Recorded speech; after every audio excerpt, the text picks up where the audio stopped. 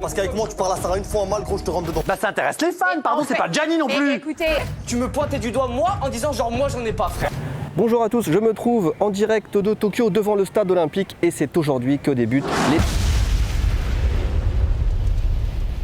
C'est une première mondiale, les Jeux Olympiques sont reportés. Dans cette vidéo, on va faire le point. On sait tous pourquoi les Jeux Olympiques ont été reportés. Mais qu'est-ce qui va se passer dans le futur? On n'en est pas encore sûr. Est-ce que les Jeux auront bien lieu? Si oui, dans quelles conditions? Qu'est-ce qui va changer? Vous allez voir, on n'a pas encore toutes les réponses. On va aussi parler chiffres, on va explorer quelques installations, on va aller sur le terrain. C'est fermé, tout est fermé. C'est vraiment dommage de tout fermer comme ça. Il n'y a pas grand-chose à voir finalement, sinon il n'y a personne. Et puis je vais vous parler de mon expérience personnelle parce que j'ai eu la chance d'avoir des billets pour les Jeux Olympiques, des billets genre inespérés, des places de fou, et je sais toujours pas si je vais pouvoir les utiliser, si je vais être remboursé, si les Jeux sont annulés. Je suis dans le flou, enfin on va en reparler un petit peu plus tard. Bonjour.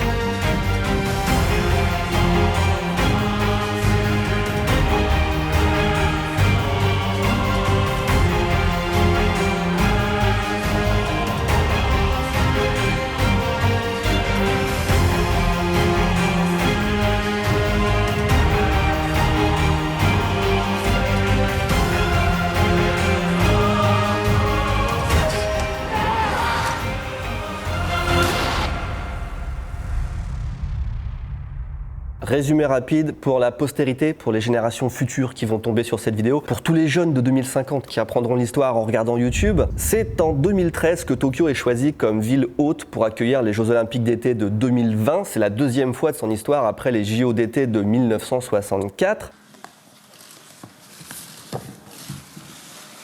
Tokyo.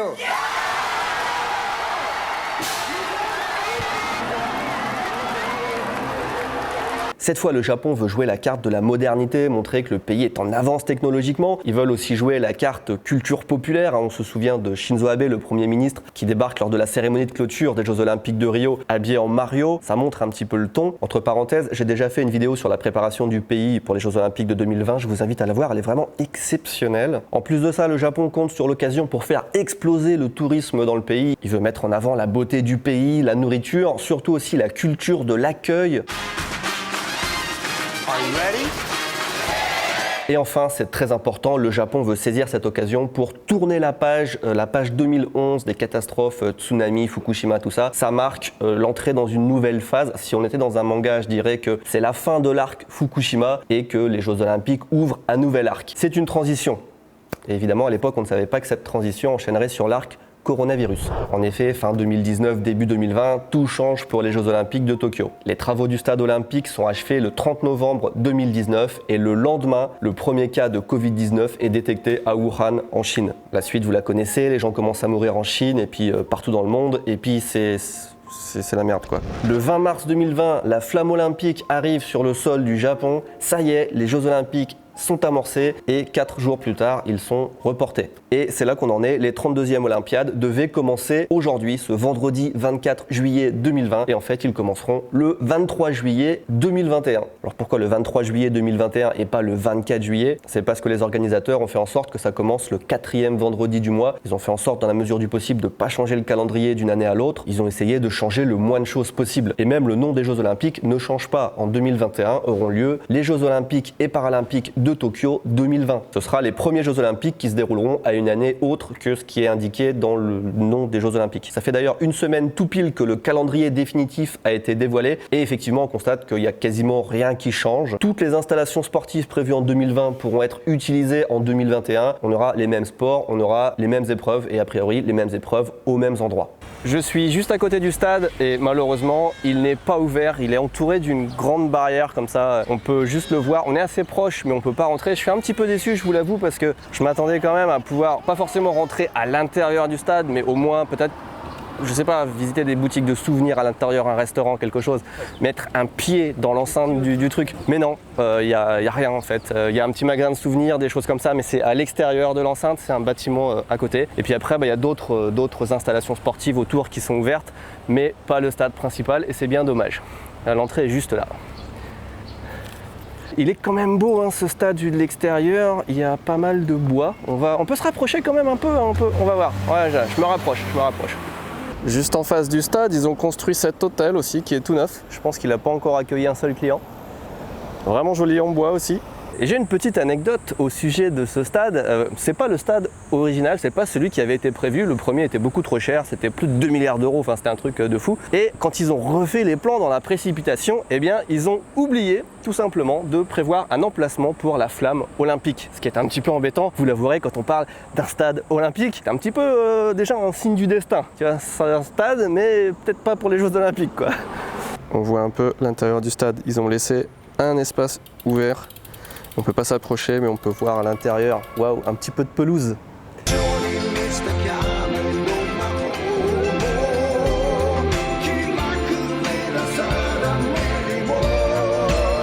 On est dans ce qu'on appelle la zone héritage. C'est là qu'ont eu lieu en fait les Jeux Olympiques de 1964. Le stade olympique n'est plus le même, mais il a été reconstruit à l'emplacement de l'ancien stade olympique. Et tout autour, il y a plein d'installations sportives pour la natation, le baseball, dont la plupart ont servi pour les Jeux Olympiques de 1964. Et en fait, c'est très grand, hein. C'est pas juste ce petit coin-là. Ce qu'on appelle la zone héritage, c'est quasiment tout le centre-ville de Tokyo. Bon, j'ai craqué, j'ai acheté pas mal de souvenirs. J'ai une bonne dizaine de badges officiels des Jeux Olympiques. Voilà, il y en a des comme ça, il y en a des comme ça. Du coup, je vais en mettre quelques-uns dans les Candy Sandbox et les Gacha Box. Si vous êtes abonné, vous aurez peut-être une bonne surprise. Comment ça? Vous ne connaissez pas la Candy Sandbox? La Candy Sandbox, c'est notre box mensuelle de friandises qu'on vous expédie depuis le Japon chaque mois. C'est une box mensuelle. Ce mois-ci, on a une box spéciale goût du Japon. C'est-à-dire qu'elle est encore plus japonaise que les autres box. Il y a des friandises goût thé vert, des chips au wasabi, des trucs comme ça. Depuis le mois dernier, on a aussi une Gacha Box, c'est la version Gachapon, mensuelle toujours. Et chaque mois, on tire au sort un abonné pour lui offrir un beau cadeau. Par exemple, le mois dernier, dans la Candy Sandbox, on a mis 7 montres, enfin pas celle-là, la même que celle-là. J'en ai acheté une pour moi, j'en ai acheté une aussi pour la Candy Sandbox. C'est une G-Shock, je les collectionne. Et le mois prochain, il y aura gagné une Switch Lite dans la Candy Sandbox et une Switch Lite dans la Gacha Box. Tout ça en plus des badges que je viens de vous montrer. Et puis vous connaissez toujours le site Candysan, hein, n'hésitez pas. Les livraisons maintenant sont normales, enfin quasiment normales. Il n'y a plus autant de temps d'attente qu'avant. On est très content. Et on a même mis des jolies cartes anniversaires si vous achetez pour faire un cadeau. Voilà, j'ai fini ma promotion. En plus de la zone héritage, on a aussi à Tokyo la zone de la baie de Tokyo. Principalement, on y trouvera tous les sports d'eau, je sais pas si ça se dit comme ça, et les sports urbains comme le skateboard, le basketball à 3, je crois que ça se joue dehors, puis quelques autres sports, bref. Aquatique, merci. Les sports aquatiques. On aura aussi des épreuves qui vont se dérouler en dehors de la ville, comme la voile, le surf, on peut pas faire ça n'importe où. Le golf aussi, il n'y a pas de 18 trous au milieu de Tokyo. Et enfin, certains matchs de foot, de softball et de baseball auront lieu un peu plus dans le nord du Japon, voire carrément dans le nord du Japon jusqu'à Hokkaido, et aussi à Fukushima. Et la première épreuve d'ailleurs, le coup d'envoi des JO, aura lieu à Fukushima. Ce sera un match de softball ou de baseball, un des deux. Et c'est une façon pour le Japon de marquer le fameux passage à une nouvelle ère. Ashita Otsukamo. Saisissons le futur, c'est le slogan de ces Jeux Olympiques. Ça est aussi unis dans l'émotion. Et aussi, je pense, alors ça c'est mon avis personnel, mais à mon avis, les Japonais avaient pas trop envie d'entendre parler de Fukushima comme un vieux bruit de fond là qui fait chier. Donc ils se sont dit, on va en parler dès le début. Première épreuve, Fukushima, comme ça c'est fait. On n'évite pas le sujet. Et puis après, on peut passer à autre chose, avoir un mois de jeux normaux sans revenir sur le tsunami, les trucs comme ça. Si c'est vraiment ce qu'ils ont voulu faire, je pense que c'est une bonne idée. Bon. Là, je vous présente ça de façon un petit peu simple. On reporte les Jeux d'un an et ça règle tous les problèmes. Évidemment, dans la réalité, c'est pas si simple. Déjà, les Jeux auront-ils lieu en 2021 ? Ça, on n'est pas encore sûr. En tout cas, le comité olympique veut que ça se fasse. Le Japon, évidemment, veut que ça se fasse, étant donné les sommes engagées. Les sponsors veulent que ça se fasse, hein, tu m'étonnes. Pareil, ils ont craché plein d'argent. Les chaînes de télé, tu m'étonnes qu'elles ont envie que ça se fasse. Le coronavirus, par contre, on sait pas trop. Il nous a pas dit ce qu'il comptait faire. Pour l'instant, on sait pas. Et au final, c'est quand même lui qui décide. Hein. The virus remains public enemy number one. But the actions of many governments and people do not reflect of this. There will be no return to the old normal for the foreseeable future. Et puis même les Japonais eux-mêmes sont pas très chauds en fait. Plus très chauds du moins, parce qu'au début c'était enfin, oui, les Jeux Olympiques. Là c'est... les Jeux Olympiques, En fait, selon les derniers sondages, il y a plus de la moitié des tokyoïstes qui sont opposés à la tenue des Jeux Olympiques en 2021. Il y en a un quart qui veut carrément que ce soit annulé et puis un quart qui veut que ce soit reporté. Et même ceux qui sont d'accord, ils sont d'accord moyen. C'est genre, on veut bien, mais il faudrait que ce soit des jeux un petit peu aménagés, un petit peu plus light, déjà que ça coûte moins cher, et puis peut-être qu'il n'y ait pas autant d'étrangers qui arrivent au Japon. Parce qu'au final, c'est quand même les Japonais, enfin les impôts des Japonais qui vont payer la plus grosse partie de l'organisation des JO. Alors au début, ils étaient d'accord pour payer pour que ça amène des touristes, et puis pour qu'il y ait le rayonnement international du Japon, tout ça. Mais au final, si on doit payer pour potentiellement ramener des gens qui sont contaminés et créer la... Enfin bref, tu vois ce que je veux dire, c'est la merde. 東京大会を楽しみにしているとした人の割合が去年の 68.5% から 55.5% に減りました。 D'ailleurs, même d'accord, pas d'accord, il y a un nouveau sondage qui est sorti il y a quelques jours qui dit que 77% des Japonais pensent que les JO n'auront pas lieu du tout. Et ça m'étonne pas, parce que je sais pas comment ça se passe dans le reste du monde en ce moment, mais au Japon, la gestion de la crise coronavirus, c'est un enfer, enfin c'est une galère. Le gouvernement te dit un truc, le lendemain il te dit autre chose, faites ci mais ne le faites pas, ou faites-le mais demain ne le faites plus. Les gens ne savent pas sur quel pied, ils ont perdu la confiance en fait dans le gouvernement. Encore la semaine dernière, on disait aux gens, partez en vacances, allez-y, voyagez dans tout le Japon, on vous paye l'hôtel. Les gens réservent leur chambre et le lendemain on dit, ah bah non finalement ça va pas se faire, c'est trop dangereux. Après, j'avoue que gérer en même temps la crise du coronavirus et les Jeux Olympiques, c'est peut-être pas forcément évident, surtout que les JO, c'est quand même l'événement le plus important du monde. C'est le truc le plus regardé à la télé, c'est le truc qui coûte le plus d'argent. Enfin, ça doit être un casse-tête sans fond. Ça se dit un casse-tête sans fond? Je sais pas. Sans fin. Putain, je suis nul. Un casse-tête sans fin, et oui. Les JO, c'est vrai que c'est l'événement le plus important du monde. Il y a littéralement tout le monde qui participe. Il y a 204 pays qui participent. Il faut coordonner ça avec tout le monde, à part le Vatican et puis la Russie. La Russie, évidemment, parce que c'est pas beau de tricher, hein. Et puis les sommes d'argent en jeu sont monstrueuses. Le Japon a dépensé énormément d'argent. Énormément d'argent. Le coût officiel de l'organisation, c'est 11 milliards d'euros. Rendez-vous compte, Jeff Bezos, le patron d'Amazon, ça lui prend au moins 6 semaines pour gagner autant d'argent.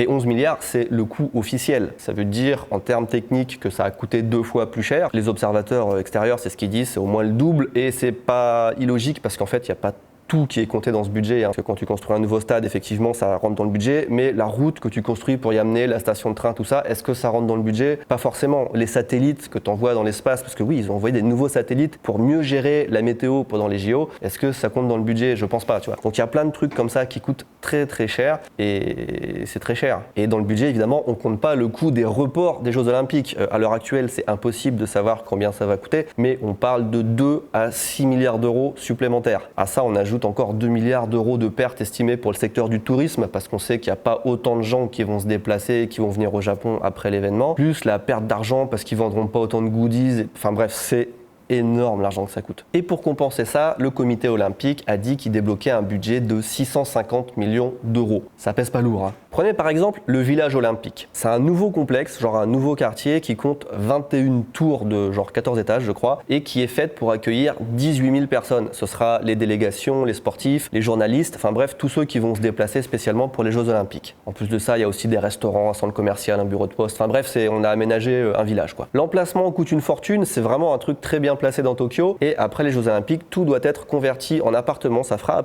un peu plus de 4000 appartements qui vont être revendus aux particuliers. Et le problème, c'est qu'on a déjà revendu une partie de ces appartements, 900 je crois. Et qu'est-ce qu'on fait? Enfin, ils sont censés être livrés en 2022, mais comme les Jeux Olympiques sont décalés, il va falloir rembourser les gens. Et puis en attendant, ça fait pendant 1 an, on a un parc énorme d'appartements qui ne bougent pas, qu'il faut entretenir, comme toutes les installations d'ailleurs. Il faut entretenir ça pendant 1 an et ça ne rapporte aucun argent. Là encore, perte financière énorme. Petite info, les apparts vont se vendre à 1 million d'euros en moyenne. Les plus chers, ce sera à peu près 2 millions d'euros. Mais c'est vraiment des trucs stylés, genre 150 mètres carrés avec vue sur la mer et tout. Enfin, les athlètes, ils vont être bien accueillis, hein. Ouais, enfin, ils vont dormir sur des lits en carton quand même, hein. Mais bon, apparemment, ils sont confortables. Et puis, c'est pour la bonne cause. Hashtag recyclage, hashtag sauvons la planète.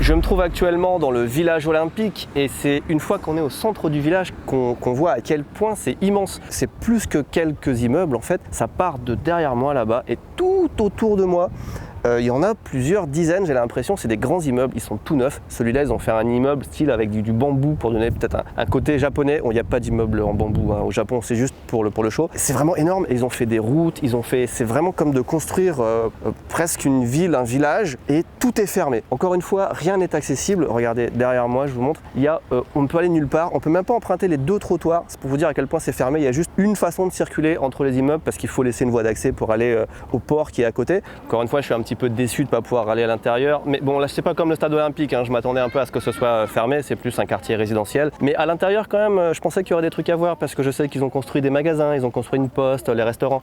Alors ça, c'est fermé, mais ça va être un complexe avec des restaurants en bas, là. Et ça, c'est des magasins, genre de centre commercial, hein. C'est très très grand. Ah. Apparemment, il y a la sécurité qui nous dit que on marche du mauvais côté du trottoir ou quelque chose. On la sent, hein, l'ambiance Jeux Olympiques, la foule, l'effervescence, les gens qui crient, qui se bousculent, tout ça. Si, là-bas, les gens qui se bousculent. Alors là, on se trouve dans le terminal pour les ferries, qui est rattaché au village olympique. C'est ouvert, hein, c'est ouvert de 9h le matin jusqu'à 5h du soir. Il y a un client là-bas, enfin il y a un passager potentiel, et sinon il n'y a personne. Et c'est un peu bizarre de se dire qu'aujourd'hui, normalement, ça devrait être plein. Il devrait y avoir des centaines de personnes qui se bousculent et qui attendent les bateaux, qui se rendent aux épreuves, et il n'y a personne. C'est incroyable. Vous avez derrière ces palissades, le bâtiment en bois qu'on aperçoit à peine, c'est la porte d'entrée du village olympique, et c'est quelque chose d'éphémère qui va être détruit après les Jeux Olympiques, et il a été fait avec du bois qui a été récolté dans toutes les provinces du Japon. Je pense que c'est fait pour montrer que tout le Japon participe à l'événement. Putain, c'est vraiment dommage de tout fermer comme ça. Il pourrait au moins qu'on puisse passer à l'intérieur. C'est pendant 1 an, ça va rester comme ça, sans touristes, sans rien, tout fermé, tout barricadé. C'est dommage, hein, c'est vraiment triste. Après, d'un autre côté, il y a quand même de l'argent qui rentre. L'argent du comité olympique, hein, les 650 millions, mais plus ce qu'ils ont débloqué au départ. Les sponsors, 3 milliards d'euros quand même, hein, c'est pas négligeable. La vente de tickets, etc., etc. Mais en général, l'argent qui rentre, c'est plutôt positif. Et bien dans ce cas-là, pas forcément. Parce que si on annule, qu'est-ce qu'on fait ? On rembourse, là aussi ce serait quelques milliards imprévus à sortir. Donc si on prend en compte tous ces coûts d'organisation, de réorganisation, de nouvelles mesures sanitaires, de formation des volontaires, de remboursement des tickets éventuellement, tout le monde s'accorde à dire que si JO il y aura des JO allégé. Ce sera sûrement un peu moins fast, peut-être un peu moins de public. C'est à voir, parce qu'en fait, on ne sait pas du tout comment ils vont être allégés. Pour l'instant, on a juste quelques mots-clés. Ce sera des Jeux Olympiques light, des Jeux Olympiques nouvelle formule, des Jeux Olympiques à taille réduite. Voilà, on a plein de mots comme ça, mais on ne sait pas ce que ça veut dire. Personnellement, je ne vois pas trop comment ils peuvent réduire le budget tout en augmentant la sécurité face au coronavirus et puis en réorganisant les trucs. Ça va coûter plus cher, pas moins cher. Il doit y avoir des dizaines de personnes en train de brainstormer comme ça H24 pour trouver des solutions, mais qu'est-ce que ça va être ? On ne sait pas. Après, attention, des jeux réduits, ça ne veut pas forcément dire moins bien. Si on veut rester positif, on peut même dire que Tokyo a gagné 1 an pour préparer ces Jeux Olympiques. Donc ils peuvent faire quelque chose d'encore mieux. Parce que tout ce qui était prévu au départ, les Jeux Olympiques de la modernité et tout ça, on n'a pas vu grand-chose, hein. Il n'y a pas de bus autonome qui circule dans les rues de Tokyo. On n'a pas de taxi drone volant. La 5G, alors sur le toit des bâtiments du village olympique, je suis d'accord, il y a des antennes 5G partout. Mais le reste de Tokyo, du pays, on est d'accord que la couverture, elle n'est pas ouf.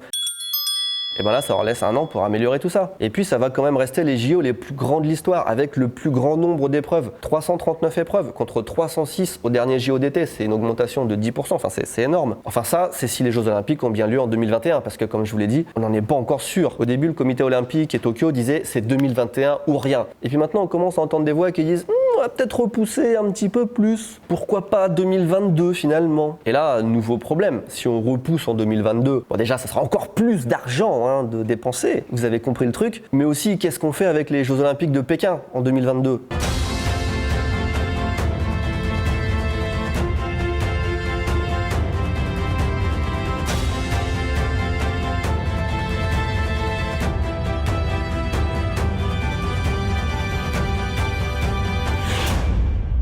Je ne sais pas si vous avez remarqué comment est fait le calendrier maintenant, mais quand les Jeux Olympiques d'été de 2021 vont s'arrêter, 6 mois plus tard vont commencer les Jeux Olympiques d'hiver. Et même, si on n'oublie pas les Jeux Paralympiques, les Jeux Olympiques d'hiver vont commencer moins de 5 mois après les Jeux Olympiques d'été. Donc si on décale les JO d'été, qu'est-ce qu'on fait? Est-ce qu'on les met après les JO d'hiver de 2022? Ou est-ce qu'on décale aussi les Jeux Olympiques de Pékin? Ou est-ce qu'on les annule? Parce que si on annule les Jeux Olympiques de l'été 2021, est-ce que la situation en Chine sera vraiment meilleure en hiver 2022? Il y a de grandes chances que non. Imaginez le casse-tête. Et en plus, ça décale toutes les autres compétitions sportives, parce que 2021, normalement, c'était les mondiaux d'athlétisme. Enfin bref, c'est pas facile, ok? C'était juste pour dire que c'était pas facile tout ça. Bon là, évidemment, je parle énormément d'argent parce que les Jeux Olympiques, hein, c'est un business. Mais il faut pas oublier que les premières victimes, enfin les premiers malheureux dans tout ça, c'est pas forcément les sponsors, c'est pas forcément Tokyo, c'est d'abord les athlètes. Les mecs, ils se préparent pendant des mois, des années, voire toute leur vie même, et puis ils savent même pas s'ils vont pouvoir participer. Pour certains, ce sera peut-être trop tard, il y en a qui vont perdre une chance. Mentalement, ça doit vraiment être une épreuve très difficile, et j'en profite pour leur adresser bon courage les gars. Enfin, ceux qui sont dans l'incertitude également, ce sont tous ceux qui ont acheté des billets. Je ne sais pas si on a pu acheter des billets pour les JO en dehors du Japon encore, mais en tout cas, les Japonais, enfin les personnes qui habitent au Japon, ont pu acheter des billets pour les JO il y a déjà très longtemps, c'était en 2019, je ne sais plus exactement, et il se trouve que j'ai réussi à en avoir. Et c'était pas facile, hein, parce que déjà, les billets pour les JO, ça coûte très très cher. Enfin, il y a plusieurs gammes de prix, hein. Mais si tu veux des bonnes places, et si tu veux avoir plus de chances d'avoir des billets, il faut être prêt à sortir la carte bleue. Et aussi, les places sont très limitées. C'est sur tirage au sort. Il suffit pas de dire « je veux cette place ». Non, c'est une loterie. Pour une place, tu as peut-être 100 personnes qui vont dire « je veux cette place ». J'ai reçu un mail. やっぱ当選って書いてあるよ。 Attends. あ、 8ク枚。エスチョン8枚。で、マイチケットを見れば何が当たったってわかるみたい。 Donc tu as un tirage au sort. Dans mon entourage, j'ai rencontré plein de gens qui ont tenté leur chance. Personne n'a eu une place. C'est vraiment dur. Et moi, avec Akiko et ma belle famille, on a eu des places de dingue. On était 4 à participer. Il y avait Akiko, il y avait moi, il y avait mon beau-frère, mon beau-père. On a acheté des tickets et on a tous eu des places de malade. Personne d'autre dans notre entourage a eu des places et nous tous les 4. Royal, peut-être la famille la plus chanceuse même du Japon. Donc franchement, si les Jeux Olympiques sont annulés, je suis doublement dégoûté. Déjà parce qu'on a dépensé une fortune et en plus parce qu'on a eu le cul bordé de nouilles, on a eu une chance de malade. On n'a pas eu non plus 100% des tickets qu'on voulait, on n'a pas eu de tickets par exemple pour la cérémonie d'ouverture ou de clôture. C'est des trucs, ça m'a l'air impossible à avoir. Même en étant prêt à débourser, je crois que c'était pas loin de 3000 euros, 2500, 3000 euros la place. Impossible de les avoir parce qu'il y a tellement de monde, rien qu'à l'échelle du Japon qui veut y aller, c'est incroyable. Mais je vais vous dire ce qu'on a eu comme place parce qu'on me l'a beaucoup demandé sur les réseaux sociaux. La façon dont ça marche, c'est que les stades sont organisés de façon à ce qu'il y a une catégorie de sièges qui va de A à E. A, B, C, D, E. E étant le truc tout au fond du gradin, les places les moins chères. En général, c'est une cinquantaine d'euros. Et A, c'est la place de fou furieux où tu es aux premières loges ou enfin la meilleure place en fait. Et il se trouve que pour les épreuves les plus populaires, c'est aussi difficile quasiment d'avoir les places catégorie E parce que c'est les moins chères donc tout le monde les veut. Et les places catégorie A parce que même si c'est cher, tout le monde les veut aussi. Et en plus, il y en a un nombre qui est quand même très limité. Et au final, avec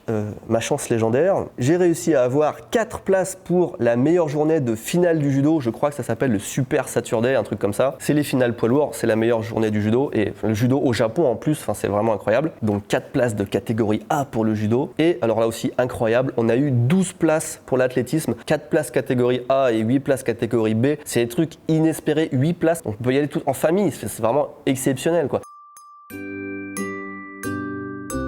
Et puis on a eu des places pour le BMX et tout, mais enfin franchement, les finales d'athlétisme, c'est le Golden Sunday ou le Super Sunday, enfin je sais pas, c'est les finales de 100 mètres, 200 mètres, 400 mètres, enfin bref. Là je me la raconte un petit peu, mais c'est vraiment le truc, le coup de bol monstrueux d'avoir ces places. Et du coup, si ça se fait pas, et si on n'est pas remboursé, déjà on va perdre, je sais pas combien on a dépensé toute la famille, mais genre 20 000 euros, un truc comme ça, c'est énorme, c'est ma plus grosse dépense immatérielle. Au-dessus, c'est une voiture, on est d'accord. Et si on n'est pas remboursé, si on perd la place, j'espère au moins qu'ils nous envoient les tickets, tu vois, qu'au moins j'ai un truc à coller sur mon mur, j'en sais rien. Et je suis pas fan de sport à la base, mais le fait que ça se déroule dans la ville où j'habite, le fait que j'ai réussi à avoir des bonnes places, si ça se fait pas, je suis doublement dégoûté, même triplement dégoûté parce que évidemment j'ai l'intention d'en parler sur cette chaîne YouTube et puis sur les réseaux sociaux, c'est aussi du contenu pour cette chaîne. Donc voilà, 3 raisons d'être dégoûté si ça se fait pas. Ceci dit, la semaine dernière, quand ils ont annoncé le planning des JO, ils ont aussi dit qu'ils allaient rembourser les personnes qui ne peuvent pas se déplacer. Bon, moi je peux me déplacer, je suis pas dans ce cas-là, mais on ne sait pas si en cas d'annulation tout sera remboursé ou pas. En tout cas,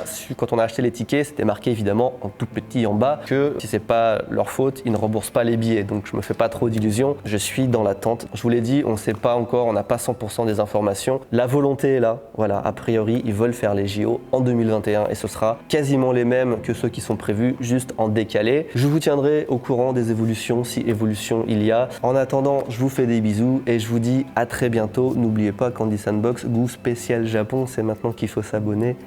Bye!